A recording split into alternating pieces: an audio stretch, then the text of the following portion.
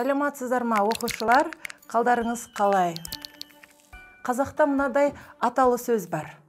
Балаңды 5 жасқа дейін патшаңдай күт, 15 жасқа дейін құлыңдай жұмса, 15 жастан кейін досыңдай сыйла деп бекер айтылмаса керекті.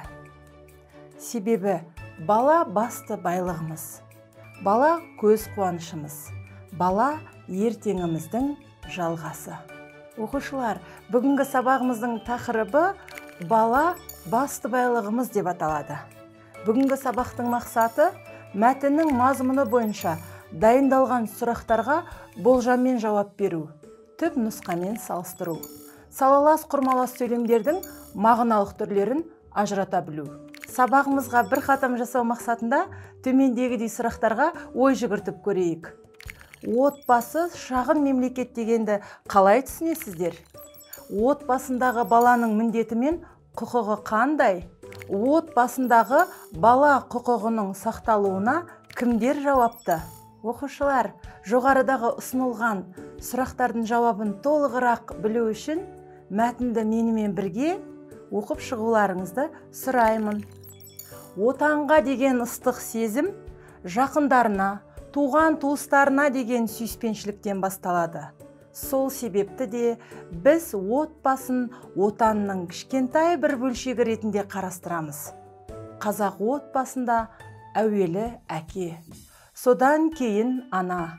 Бұлар жанұя мектебінің ұстаздары. Бала біздің келешегіміз.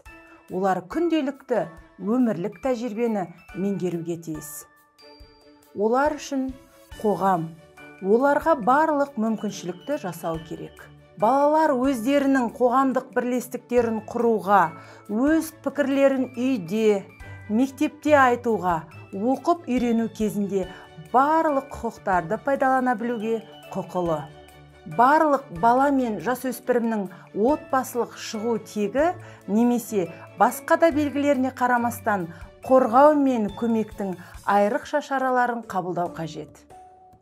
Балалар мен жасөспірімдер экономикалық және әлеуметтік қанаудан қорғалуы маңызды. Қазіргі таңда адамның шыр етіп жерге түскен минутынан бастап оның өмірін, денсаулығын, тыныштығын қорғап отыратын заң бар. Бұл заң 1948 жылы 10 желтоқсанда қабылданған адам құқығының жалпыға бірдей декларациясы, сонымен қатар 1959 жылы қабылданған бала құқығы декларациясы. Осы декларациядан кейін 1989 жылы 20 қарашада 61 ел қол қойған балалар құқығы туралы конвенция қабылданды. Қазірде бұған 191 мемлекет кірген. Конвенция арнаулы мәселелер жөніндегі келісім шарт. Осы конвенция негізінде 2002 жылы тамызда Қазақстанда балалар құқығы туралы заң қабылданды. Бұл заң 9 тараудан 53 баптан тұрады. Осы ережелерді бұлжытпай орындау біздің отан, ел, халық алдындағы парыз. Өмірдегі кейбір келеңсіз жағдайлардың көбі адамдардың осы заң талаптарын, тәртіп талаптарын білмейтіндігінен туындап жататыны анық. Оқушылар, бүгінгі сабағымыздың ой қазына айдарында салалас құрмалас сөйлемнің түрі, себеп салдар салалас туралы ұғым қалыптастырамыз. Себеп салдар салалас дегеніміз құрамындағы жай сөйлемдерінің алдыңғысы соңғысының немесе соңғысы алдыңғысының себебін білдіретін салалас құрмалас сөйлемнің түрін атаймыз. Оқушылар, мына мысалға назар аударып көрейікші, жайлаудың көлдеріне сене беруге болмайды. Құрғақшылық жылы олардың көбі тартылып қалады. Қайыр сөзді әрі қарай тереңдеткісі келмеді. Сондықтан әңгіме желісін бұрып жіберді. Бірінші құрмаласта соңғы сөйлем алдыңғы сөйлемнің себебін білдіріп тұрса, екінші құрмаласта алғашқы сөйлем соңғы сөйлемнің себебін білдіріп тұр. Себеп салдар салаластағы жай сөйлемдер жалғаулықсыз іргелесте, жалғаулықшылаулар арқылы да байланысады.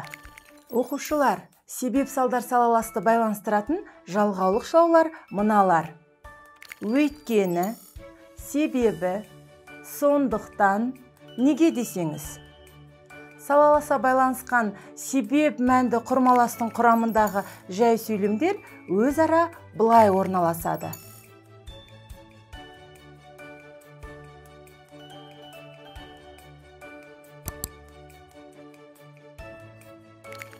Оқушылар, алынған теориялық білімімізді тәжірибелік тапсырма арқылы шыңдап көрейік. Берілген жай сөйлемдерді негізге ала отырып, себеп салдар салалас құрмалас сөйлем құрап жазыңыздар.